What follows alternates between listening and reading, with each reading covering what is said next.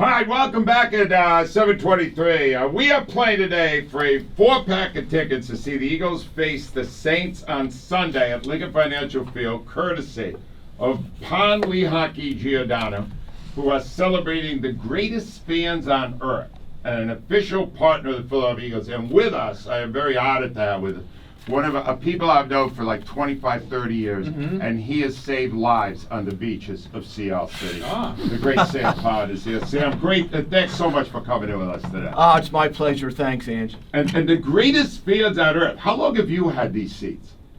I've had these seats about 15 years. All right. They're good seats? They're club box seats. They're Oh, great club! seats. Wow, you're going into club box. This is fantastic. Well, I've had those as long as the stadium's been open. So the new stadium, 15 years, I guess. Right. And you've been an Eagles fan your whole life? Well, yeah, I have been. My first game was right over there. I'm looking over at Franklin Field in 1966.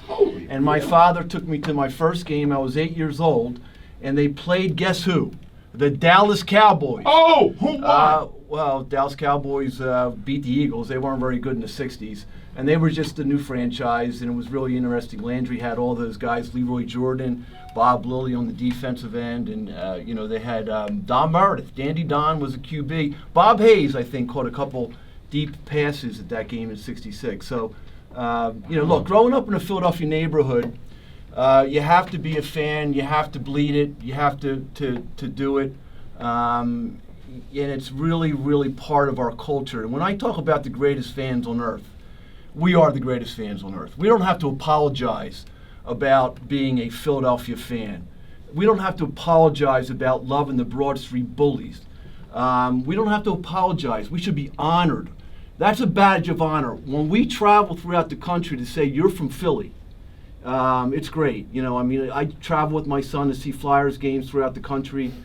We wear our Flyer shirts, and we're in a minority, but we strut.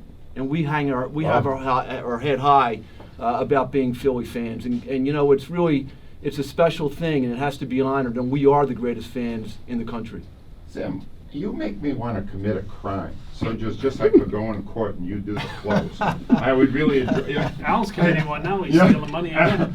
You know what though, Ange? It's easy. It's easy because you know what? Yeah. When you believe something and you know it's the truth, you can make really good closing arguments. I believe that. All right, I need your legal expertise here for a minute, Sam, because there's two big stories, and I didn't even realize one was this big till I was just talking to you off the air. So John Gruden files a lawsuit last week against the NFL because apparently the NFL leaked out damaging emails that he had sent as part of an investigation to the Washington football team. There's a lot of other damaging emails. I'm going to sue and get all those emails out. Will he? Will he get the email? 100%. I'm fascinated by Gruden going on the offense here. He's back on his heels, and he comes and he gets a pretty good lawyer who understands the strategy, and they punch back. And boy, this could be a really Pandora's box. And I think people ought to sit down and figure this out before it gets too big, because quite frankly, Ange, the NFL brand is going to be exposed maybe in a very negative way if these emails come out. You and I both know that there's going to be a cornucopia of information in there that is just going to be harmful to a lot of different people. Can you imagine how many other people have sent emails and are saying, oh my God, if that ever comes out, I'm done, right? There's a lot. In this day and age, the cancel culture today, it doesn't even take that much to get somebody to go, you're out. You're done. You don't. If you say you don't like someone, Al and I were talking off the air. You don't. If you say you don't like someone, right? You're going to be in trouble. Yeah. So right now it's a really difficult time in regard to what the content of those emails are, and they're discoverable for sure. Wow. All right. The other one is Ben Simmons. And this is I'm sure you're dealing with this where you're doing workers' compensation, disability benefits, things of that nature. So Ben Simmons comes out and he says, I can't play right now, I'm not mentally ready to play. And they say, you have to see our doctor. So he goes to their doctor, and after meeting with their doctor, the Sixers announced yesterday, we're fining you over $2 million over the next 6 games because you're not with the team. Can they do that? What happens? Is this going to end up in court? Well, it's bound by the contract, and I think the Sixers have a really strong hand in regard to the contractual They do. obligations that he has. I haven't read the contract. I don't know if there's an out in regard to being disabled or having a mental illness. I'm sure there's something in there to that extent.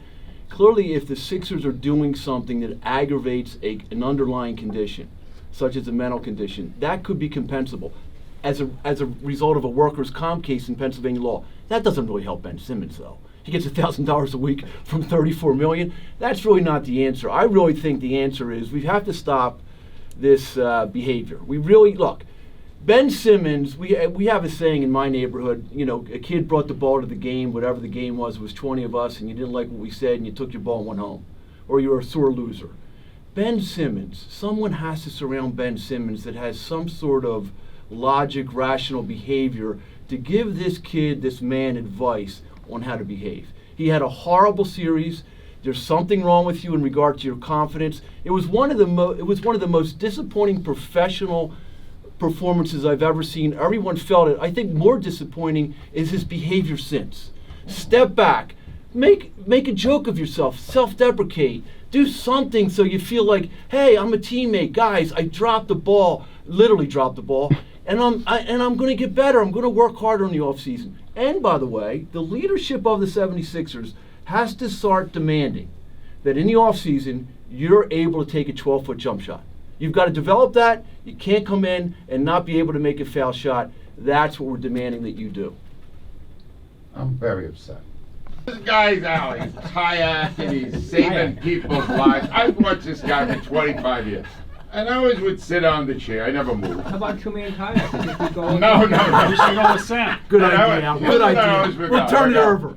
At least I'm a better talk show host than Sam, and now I just found out that's not true either.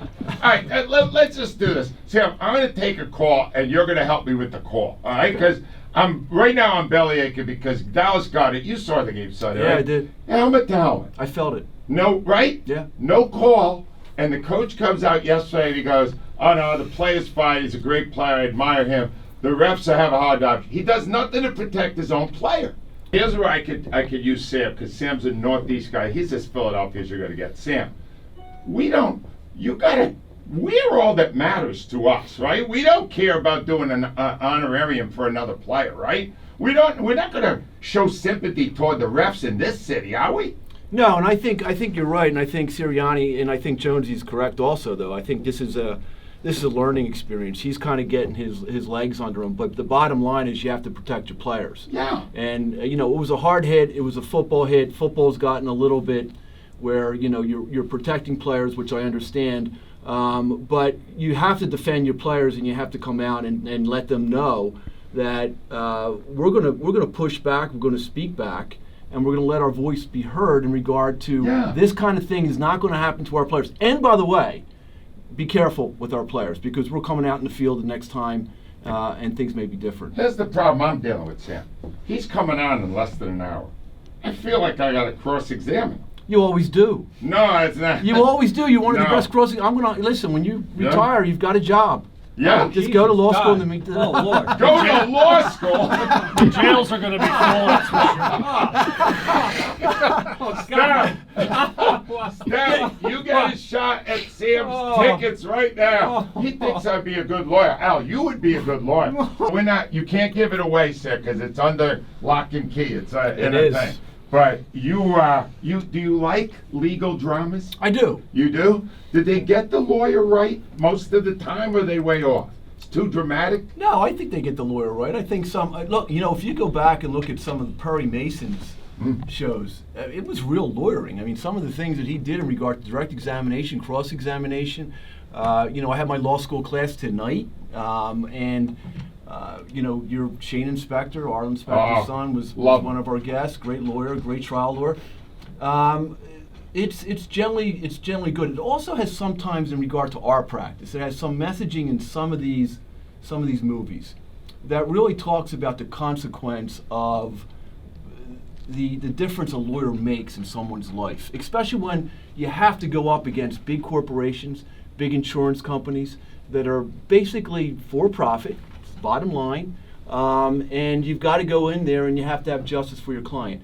You really have to be very mindful of that. You have to be empathetic. You have to be a fighter. You have to have passion. You have to be on the job, just like you, where this morning team is, talk about leadership and talk about a team having each other's backs. Seriously, you guys have each other's backs. This is a great example of a team and having a leader. Nevertheless, you've got to go in there as a professional. We're professional services.